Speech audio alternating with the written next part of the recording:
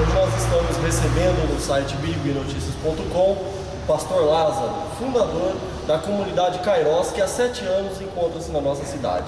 Marido, dono de casa também um pouco, e pai de 3 filhos. Ele vai conversar um pouco hoje com a gente. Muito prazer recebê-lo hoje aqui no nosso site bíblianoticias.com, pastor. Antes de mais nada, muito obrigado, Anderson, pelo convite. Para mim é uma grande alegria, um privilégio, uma honra poder estar participando desse programa. Creio que para mim é uma grande gratificação. Estou à disposição daquilo que for necessário e aquilo que realmente estiver dentro daquilo que for necessário para acrescentar a sua entrevista. Tá certo. Pastor, 7 anos de comunidade Kairos. E quantos anos de ministério? Atualmente, há 18 anos, eu sirvo ao Senhor e pastoreando já há 10 anos. E como que o senhor recebeu o chamado, para poder estar nesse ministério, para poder estar cuidando de um rebanho, fazendo o serviço que Deus mandou e te chamou? Como que foi no começo? Realmente é assim, todos nós, a partir do momento que temos uma experiência com a presença de Deus, e todos têm um chamado de Deus. Alguns, como diz a palavra de Deus, alguns são chamados para pastores, outros para ministros, outros para mestres. Enfim, todos temos um chamado de Deus. Especificamente, o meu chamado pastoral, eu creio que tudo aconteceu desde o primeiro instante, desde o primeiro momento, quando eu tive uma experiência com a presença de Deus. Porque assim, há um conceito de algumas pessoas que ter uma experiência com Deus é conhecer Deus, e muitas pessoas acham que conhecer a Deus basta apenas vir à igreja e ter uma experiência de participar de uma reunião. Na realidade, ter uma experiência com Deus é você de fato, não, como disse Jó, não apenas conhecê-lo de ouvir falar, mas andar com ele, e isso é gratificante. E por conta disso, por esse aprendizado, tudo aquilo que eu tive a oportunidade de aprender, de receber desde o meu início da minha conversão, porque Jesus ele enfatiza algo importante, de graça recebereis e de graça vocês devem dar. E desde o meu início, desde a minha primeira experiência com ele, isso foi muito latente no meu coração, e isso me faz lembrar de um episódio na minha infância. Eu frequentava uma denominação, os meus pais eram muito devotos dessa denominação, muito religiosos. Qual denominação, pastor? Era a igreja católica? Sim, igreja católica. E assim, eu lembro que eu tive a primeira experiência assim, com o Senhor, no momento de intimidade com Ele, foi na minha infância. E a partir daquele momento isso foi brotando dentro do meu coração o interesse, o desejo de sempre servir ao próximo. Mas eu confesso para você que a minha realmente experiência verdadeira com o Senhor Jesus foi no momento de dificuldade, foi no momento de dor, e assim com a grande maioria das pessoas, E a partir desse momento, sim, eu passei a servir ao Senhor, a me dedicar, a buscar a presença dEle, a aprender mais da palavra de Deus, e hoje, já há 10 anos, pastoreio. Pastor, o senhor falou dos seus pais, o pastor Lázaro é de Birigui mesmo? Não. Eu não nasci em Birigui, na realidade eu vim de São Paulo, morei em São Paulo durante 26 anos, nasci na Bahia, sou baiano, fui levado muito pequeno para São Paulo pelos meus pais. Enfim, diante das necessidades da família e meu pai preocupado com isso, questão de educação, questão de estudo, ele nos levou para São Paulo. Eu era muito pequeno, não tinha nenhum ano de idade, e durante 26 anos eu morei em São Paulo, praticamente fui criado lá, mais precisamente no ABC São Bernardo do Campo, e há 18 anos, atualmente em Birigui, há 18 anos, quando eu me mudei para cá. Pastor, 7 anos de comunidade Kairos. O que mudou quando o senhor começou com a comunidade até os dias de hoje? A gente pode dar assim, pontos positivos e alguns negativos de lá para cá? Opa, temos muitos, graças a Deus. Se eu fosse falar para você que eu posso te garantir que aquilo que a palavra de Deus diz, grandes coisas o Senhor tem feito por nós, por isso estamos alegres. E podemos também dizer que até aqui o Senhor tem nos ajudado. Nós temos visto como ponto marcante nesses 7 anos, o ponto mais alto que eu vejo em toda essa caminhada, e como igreja, e é um fato interessante, né, que convém salientar que a igreja, ela nasceu dentro da garagem da minha casa, né? A gente começou a igreja dentro da garagem de casa, praticamente era eu e minha esposa e meus 3 filhos, Camila, Marco César e o Mateus, né? E por sinal, todos eles estão ativos, atuam aqui na igreja juntamente comigo, junto com a pastora Glória. E assim, nesses 7 anos eu posso dizer para você, Anderson, de positivo, mais gratificante, né? Além de estar servindo ao Senhor, né, fazendo a obra dele, né, ganhando vidas, conquistando pessoas, transmitindo a palavra de Deus, o mais gratificante é você ver a transformação de pessoas. Eu posso citar alguns exemplos de pessoas que chegaram na igreja com o casamento totalmente destruído, né? Hoje são pessoas, eu tenho vários exemplos, né, de casamentos que foram restaurados. Nós temos vários exemplos de pessoas que chegaram aqui, estavam envolvidas com as drogas, pessoas que, né, para a sociedade eram tidas como pessoas sem solução, pessoas que não tinham recuperação. E graças a Deus eu me lembro de um episódio muito interessante, isso eu não me esqueço, que uma certa ocasião eu estava saindo da igreja e uma pessoa me abordou, um vendedor de sorvete. Ele me abordou na porta da igreja e disse assim: aqui que é a comunidade Kairos? Eu falei: sim, aqui é a comunidade Kairos. Ele disse assim: olha, eu tenho um amigo que está vindo aí. E eu falei: que bacana. E ele falou assim: olha, ele era alcoólatra. Eu, por várias vezes, eu levava ele para casa porque ele estava caído na rua, bêbado. E depois que ele começou a vir à igreja, ele me falou que muita coisa mudou na vida dele, inclusive ele se libertou da bebida. Então, Anderson, dentre todas as experiências e várias que nós temos, essa é uma das marcantes que eu estou citando. Temos muitas outras situações, né? Temos várias situações de jovens, né, que estavam praticamente perdidos nas drogas. Deus, pela sua graça e misericórdia, né, tem recuperado jovens. Além disso, né, um trabalho que é um trabalho social que a igreja faz, que infelizmente, né, a parte da sociedade não vê isso, né? O trabalho que a igreja tem fundamental para uma cidade, né, para um estado, até mesmo para um país, porque quantas pessoas, né, que hoje estão dentro das igrejas, não somente dentro da comunidade Kairos, mas quantas pessoas, né, que estão dentro das igrejas hoje, que foram alcançadas pela palavra de Deus, pelo Evangelho, estão recuperadas, resgatadas, transformadas, estão realmente servindo de instrumentos também para poder fazer o mesmo que elas receberam por outras pessoas. Pastor, mas nesses 7 anos eu creio que o senhor tenha tido muitas dificuldades também. Muita, não tem sombra de dúvida nenhuma. Nossas dificuldades são grandes, principalmente de ordem financeira. A igreja, ela não tem ligação nenhuma com órgãos governamentais, ela não tem ligação nenhuma com a administração do município, com a prefeitura.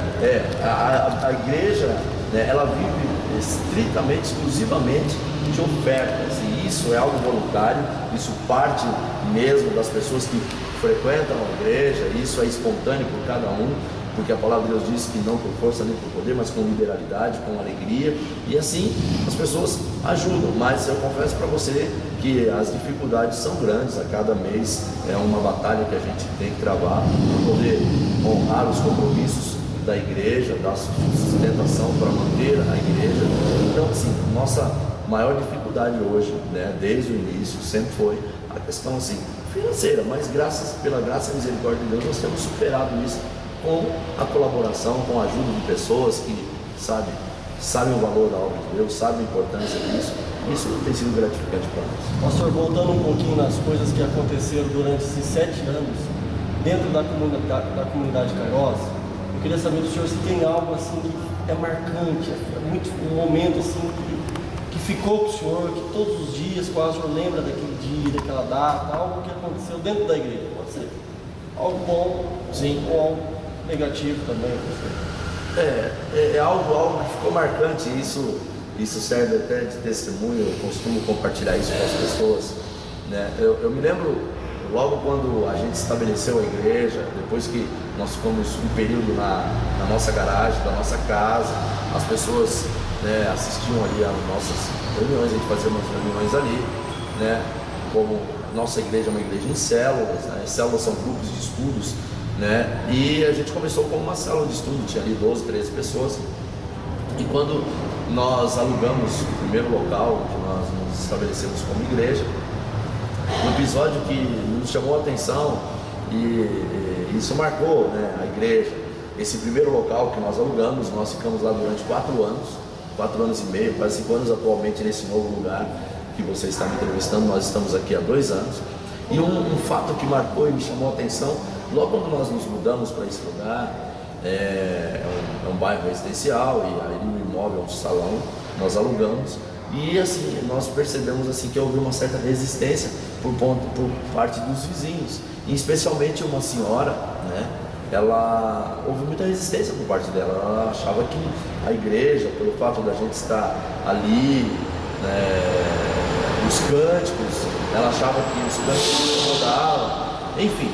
Mas nós sabemos aquilo que a palavra de Deus diz, que a nossa luta não é contra a carne e o sangue, né? Nós sabemos que muitas vezes essa questão é espiritual, muitas vezes são situações que o inimigo das nossas vidas cria para poder impedir, né? Barrar a obra de Deus. E assim, um episódio marcante foi essa senhora, inclusive, ela nos denunciou para a prefeitura, foi o fiscal da prefeitura, enfim, criou algumas informações negativas em relação à igreja. Quando ele chegou lá e constatou que não era nada daquelas informações, ele até pediu desculpa, foi embora. E isso passaram-se, né? Isso foi logo no começo, e passaram-se 4 anos, né? E para minha surpresa, quando nós anunciamos que a igreja estaria se mudando daquele lugar para um novo lugar, essa pessoa que havia nos denunciado, que havia, né, de uma certa forma rejeitado a presença da igreja ali, até baixo assinado ela tinha feito, né, porque ela gostaria que a igreja se retirasse ali. E quando ela soube que nós estaríamos nos mudando, e é algo interessante, ela me procurou e falou assim: pastor, eu estou sentindo muito que a igreja está saindo daí, eu não gostaria que a igreja saísse. E eu disse para ela: mas a senhora no começo não gostava, a senhora não aceitava a igreja. Ela falou: o senhor não sabe quão importante foi ouvir aqueles cânticos, ouvir as suas ministrações, as suas palavras. E eu quero dizer algo para o senhor, né? Hoje eu frequento uma igreja evangélica graças às suas pregações e graças aos cânticos que eu ouvia dentro da minha casa, na igreja. Então isso é um episódio marcante, né? É algo que eu sempre comento, e isso marcou, né? Para mim marcou, é um fato que marcou a história da igreja. Inclusive, quando o senhor falava das dificuldades, o senhor focou bem na dificuldade financeira, que boa parte dos templos religiosos, também em outros segmentos sem ser os evangélicos, sofrem com esse problema financeiro. Eu ia dizer exatamente isso também, que eles sofrem também com problemas de localização, às vezes. Exatamente. Porém, é uma lei federal, acredito, que protege os centros religiosos, que é a liberdade de expressão religiosa, e que dá um suporte para as religiões. Por falar em religiões, pastor, nós entrevistamos o padre Sidney há algum tempo atrás, é um padre aqui da nossa cidade, e nós estávamos falando a respeito da grande demanda de pessoas saindo do catolicismo e entrando para o setor evangélico, para as igrejas protestantes e a igreja evangélica. O senhor tem a dizer o que essas pessoas buscam, que elas não acharam nas outras religiões, e o que elas acham nas igrejas evangélicas, em especial, até na comunidade do senhor? Bom, boa colocação, Anderson. Realmente isso é um fato, isso é inevitável, e eu quero dizer o seguinte: hoje 25%, né, da nossa nação são evangélicos, e a previsão para mais alguns anos é que 50% da nação brasileira se torne evangélicos.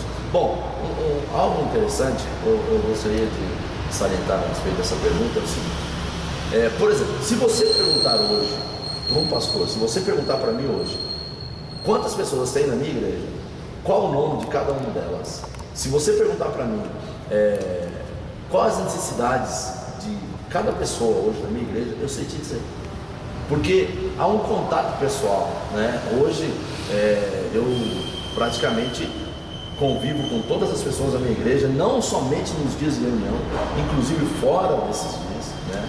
Fora dos dias principais de reunião, durante a semana, eu tenho contato com essas pessoas, elas têm acesso ao meu gabinete a qualquer hora do dia, inclusive fora de hora também.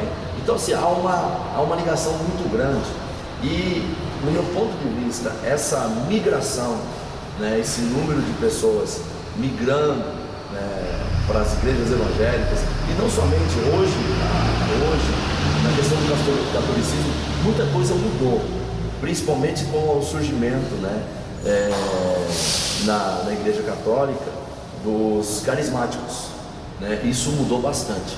Então, assim, houve uma mudança na questão na Igreja Católica, eu vejo dessa forma. Agora, um motivo maior que eu vejo, né, da migração de muitos católicos, e não somente católicos, mas de outras denominações também para as igrejas evangélicas, é essa questão, né, principalmente do relacionamento, do cuidado, né, que os pastores, as igrejas evangélicas, na grande maioria, têm com as pessoas. O senhor acha então que as pessoas estão carentes de atenção? Muito carentes. Estatisticamente eu posso te confirmar, e isso eu já tive a experiência de provar isso, porque a maioria, na grande maioria maçante das pessoas que chegam aqui na nossa igreja, na maioria delas, elas estão carentes de uma palavra, de conforto. Muitas vezes elas estão precisando de uma instrução, de um ombro que elas possam se apoiar. Muitas vezes elas precisam ouvir algo que possa realmente amenizar a sua preocupação, a sua dor, a sua insegurança. Enfim, as pessoas estão carentes, porque eu tenho observado, na medida que as pessoas chegam aqui na igreja, quando a gente faz um contato com essa pessoa e ela começa a se familiarizar com a igreja, e aí, à medida que elas vão tendo assim, liberdade, porque a igreja é acolhedora, a igreja evangélica ela é acolhedora, as pessoas se sentem amadas, se sentem acolhidas. Por exemplo, num dia de culto aqui, as pessoas elas oram umas pelas outras, elas têm comunhão, se não bastasse o culto, né, propriamente na igreja, nós temos as reuniões nas casas, que são as células, e isso cria vínculos de afinidade muito grandes. Para você ter uma ideia, hoje o vínculo de afinidade com as pessoas da igreja, eles são muitas vezes maiores do que propriamente com os familiares. Por exemplo, hoje eu convivo mais com as pessoas da minha igreja propriamente do que com os meus familiares. Então, assim, essa afinidade, ela é bacana, isso é muito importante, e geralmente, as pessoas estão carentes, procurando uma resposta para algo, para alguma situação, para alguma necessidade, e todas as pessoas, todas elas têm necessidade de alguém que possa ouvi-la, principalmente ouvi-las. E é esse um ponto marcante, não somente aqui na nossa igreja, mas nas igrejas evangélicas. Pastor, o senhor falou que o senhor talvez tenha mais afinidade com o seu rebanho da comunidade do que com a própria família. Nós vamos entrar nesse assunto já, mas antes eu queria falar o seguinte para o senhor. O padre Sidney também, para encerrar, ele disse que a grande demanda de pessoas a igrejas evangélicas porque a igreja evangélica ela oferece uma resposta rápida para a pessoa. E essa resposta rápida a igreja católica não tem. O que o senhor entende como essa resposta rápida? Olha, Anderson, eu entendo assim, resposta rápida. Eu vejo assim, algo particularmente que eu aprendi, né, logo quando eu me converti. Uma das coisas que a palavra de Deus diz assim: conhecereis a verdade e a verdade vos libertará. Não sei se você já teve a oportunidade de perceber, né?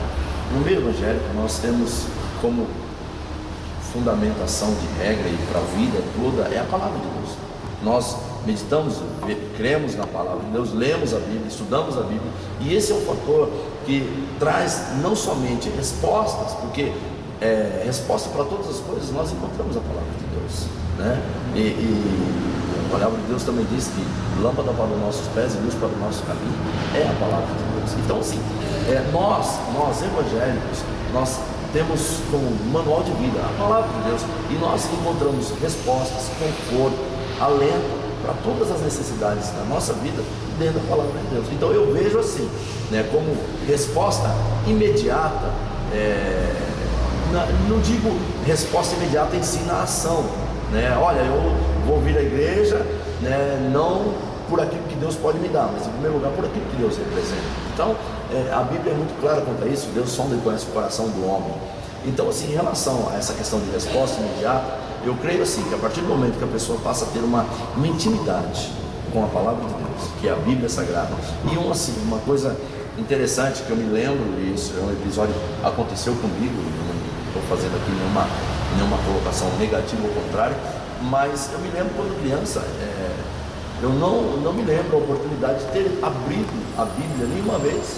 Meus pais, eles não tinham Bíblia em casa, né? Nós não tínhamos esse hábito, como hoje os meus filhos, né, desde o menor ao mais velho, eles têm o hábito de ler a Bíblia, trazem a Bíblia para a igreja, usam a Bíblia, leem a Bíblia diariamente, e infelizmente é uma prática que a gente não costuma ver na denominação católica. Então eu creio assim, que a partir do momento que as pessoas passam a ter uma afinidade, né, com a palavra de Deus, é o que Jesus disse: conhecereis a verdade, e a verdade vos libertará.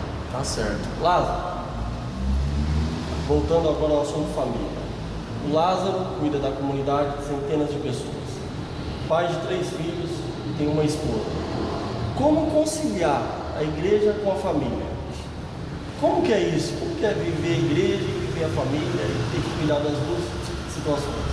É interessante que agora são só 2, mas há pouco tempo atrás eram 3 situações, né? Porque atualmente eu há 1 ano estou em tempo integral trabalhando na igreja, tá? E há 1 ano atrás eu tinha que conciliar um trabalho secular, eu gerenciava uma empresa, né? Eu tinha que trabalhar, cuidar não somente do trabalho secular, eu tinha que cuidar da igreja e também cuidar da minha família. Eram 3 situações. E agora, se algo importante que eu preciso frisar bem, Anderson, a palavra de Deus também diz isso, né? Como o homem de Deus, ele pode cuidar da casa de Deus se ele não cuida bem da sua casa. Então, assim, a questão familiar, ela é fundamental. E graças a Deus, hoje, a minha casa, eu posso dizer aquilo que Josué 24:15 diz assim: eu e minha casa serviremos ao Senhor. Então, assim, eu posso dizer, eu e minha casa servimos ao Senhor. A minha esposa, ela é pastora na igreja, também me auxilia na igreja. Eu posso te garantir que mais de 50% do meu ministério depende muito do posicionamento da minha esposa, e ela, como mulher, sabe que tem me ajudado muito nessa questão. Os meus filhos, hoje, eles também, né, atuam na igreja, têm seus ministérios, né? A mais velha, a Camila, ela está atuando no ministério de dança da igreja. O Marcos César tem 18 anos, ele atua no ministério de louvor, é ministro de louvor da igreja. E o Matheus, que tem 10 anos, está aprendendo, né? E assim, como conciliar tudo isso? Em primeiro lugar, né, quando se tem o temor ao Senhor, e isso, nós temos a nossa casa, né, e graças a Ele a gente tem assim um equilíbrio muito disso. Eles sabem da responsabilidade que está sobre a vida dos pais, eles sabem disso, mas algo marcante que eu sempre digo aqui na igreja, né, é a questão da unidade familiar. E assim, nós em nenhum momento, né, do dia, né, pelo menos uma vez do dia, nós fazemos as nossas refeições juntos na mesa, é um momento de comunhão familiar. Nós temos esse tempo de comunhão e assim, nós temos, pela graça e misericórdia de Deus, conseguido conciliar, né? Não é fácil, o trabalho pastoral não é fácil, exige-se muito, né? Você, né, não tem praticamente hora, né? Você não tem horário de trabalho, né? De repente você está almoçando, o telefone toca, você tem que deixar e atender, né? De repente você está deitado no seu momento de descanso, o telefone toca, você tem que levantar e atender, né? Então isso é algo rotineiro que costuma acontecer, e graças a Deus, né, Deus tem moldado isso na nossa família, que eles compreendem isso, e a gente tem conseguido conciliar. Pastor, ainda no assunto família, saiu uma pesquisa recentemente que a maior dificuldade que o pastor tem com a família é de trazer os filhos propriamente para a igreja, de conduzir como podemos dizer, de trazer os filhos a participar, ter uma vida participativa dentro da comunidade do pastor e dentro da comunidade da igreja, e às vezes até uma participação espiritual também. Ele tem dificuldade de fazer isso com os filhos. E os filhos do senhor acabou de dizer que participam efetivamente da igreja. Qual é o segredo? Na realidade, não existe nenhum segredo, Anderson. Acima de tudo, precisa haver um princípio estabelecido na palavra de Deus, que diz assim: ensina a criança o caminho que deve andar, e quando ela crescer, não se desviará dele. A partir do momento que você ensina esse princípio, né, isso naturalmente eles vão absorvendo com o tempo. Os filhos, eles passam a entender a importância, né? E hoje, né, eu louvo a Deus que os meus filhos, eles desde quando nasceram, sempre foram instruídos dentro da igreja, sempre foram orientados conforme a palavra de Deus.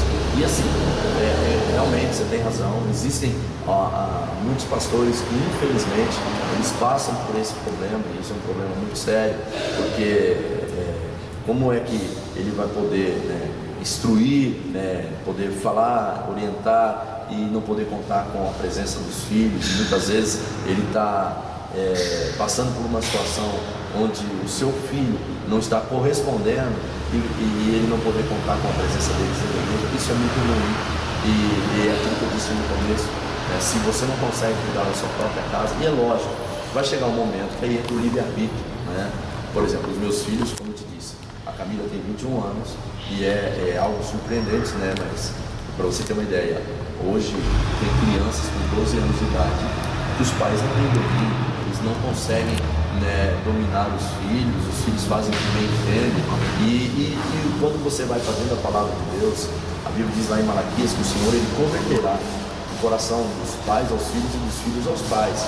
Isso porque quando há um princípio estabelecido, quando há uma instrução, quando há uma orientação. E para os filhos a palavra de Deus ensina que o primeiro mandamento com promessa é honrar pai e mãe.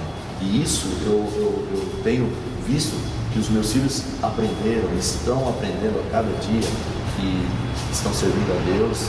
E é interessante, um fato interessante, os meus filhos hoje, a minha filha já tem a maioridade, ela tem 21 anos, e todas as coisas que ela vai fazer, quando ela vai fazer algo, ela sempre nos consulta: pai, estou pensando em fazer isso, posso fazer isso? Então, coisa que hoje, infelizmente, em algumas famílias, a comunicação não existe mais. O relacionamento familiar não existe, o diálogo não existe. Infelizmente, eu costumo até usar essa expressão: tem muitos filhos órfãos de pais vivos, né? Porque as famílias hoje, e é outra coisa, né? Já que você falou de números, eu lembrei de uma estatística que eu li há pouco tempo atrás. É lamentável, mas milhares de casamentos, eles terminam, né, muito prematuro. Eu uso até uma expressão: quanto mais longo hoje os véus das noivas, né, no dia do casamento, mais curto ficam os anos de casados. Pastor, nesse cenário familiar, a gente vê assim, filhos, a preocupação no cenário familiar: filhos, droga, marido, emprego, uma boa parte também envolvido no alcoolismo, apesar que hoje é um grande número de jovens também no alcoolismo. Mas o cenário que a gente vê de falta de estrutura é isso: é um filho com problemas de drogas, um marido com problemas de alcoolismo e outros problemas financeiros, desemprego, etc. Tudo isso é a falta de Deus na casa da pessoa?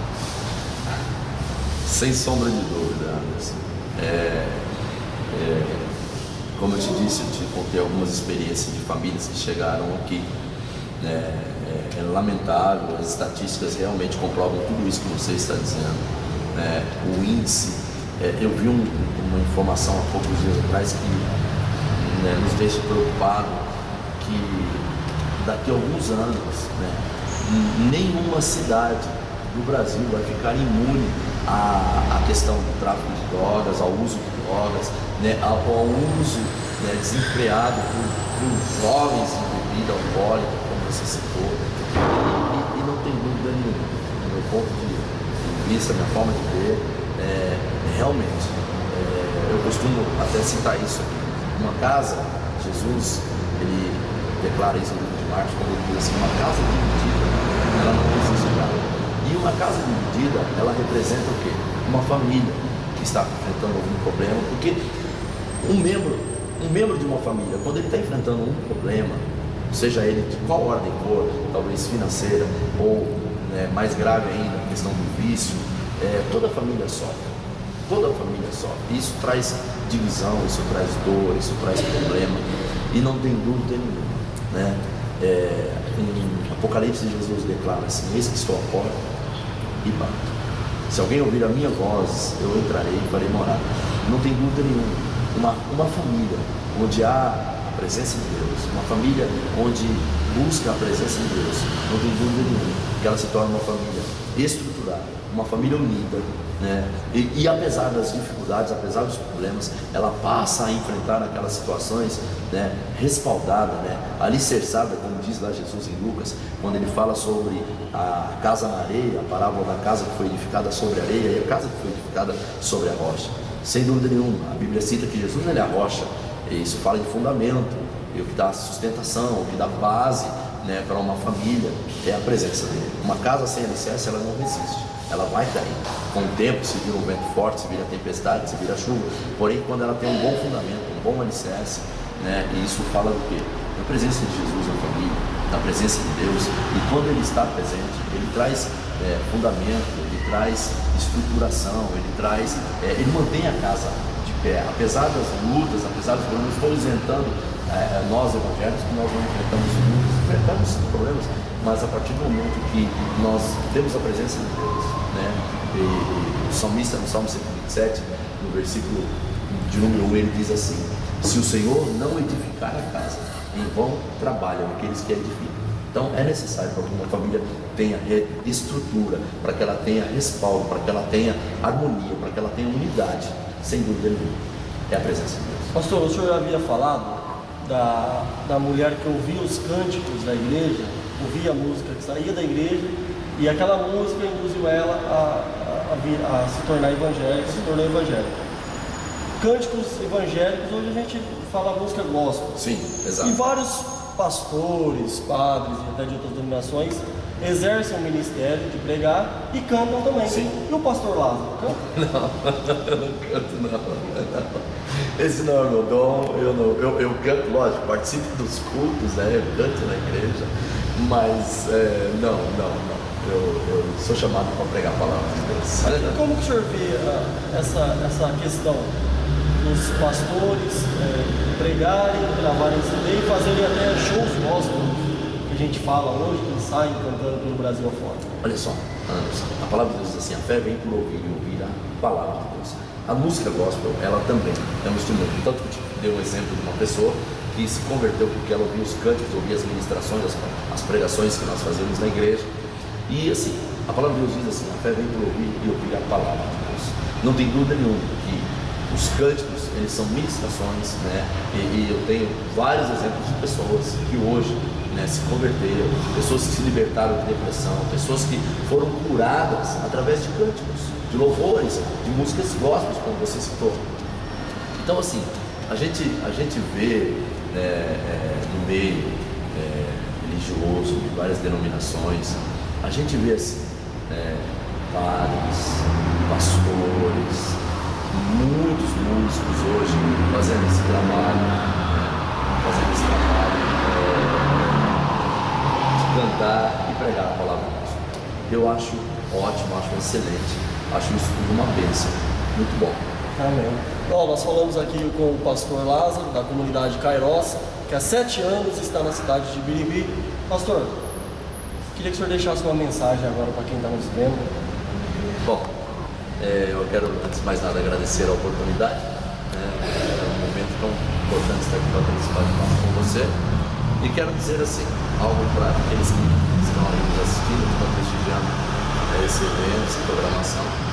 Quero dizer que não há melhor lugar para encontrar resposta para todas as coisas. O melhor lugar é a presença de Deus, é a casa de Deus. Se você está aí me assistindo, talvez você esteja enfrentando alguma adversidade, talvez você esteja enfrentando um problema, seja ele qual for. A Bíblia diz que não há impossíveis para Deus. Porque o que é impossível para você é possível para Ele. Obrigado, Deus te abençoe. Quais horários, pastor? A comunidade? É verdade. Vamos fazer uma propaganda da igreja? Claro. A comunidade cristã Kairos, ela está na Avenida Euclides Miragaia, número 1486, no centro de Birigui. Os dias de culto, de reunião, todas as quintas-feiras, às 20 horas, todas as sextas-feiras, às 20 horas, todos os sábados, às 20 horas, nós temos uma reunião aqui para os jovens. Você que é jovem, está nos assistindo, muito bacana. E todo domingo, às 9 horas da manhã, nós temos uma escola de treinamento, né, ensinando a Bíblia. E também, todo domingo, às 18h30, nós temos um culto de celebração da família. Tá certo. Eu vou contar um segredinho para você. Eu já presenciei o culto da comunidade Kairos e é bom demais. A gente encerra por aqui. Você vê essa entrevista na íntegra no www.biribinoticias.com.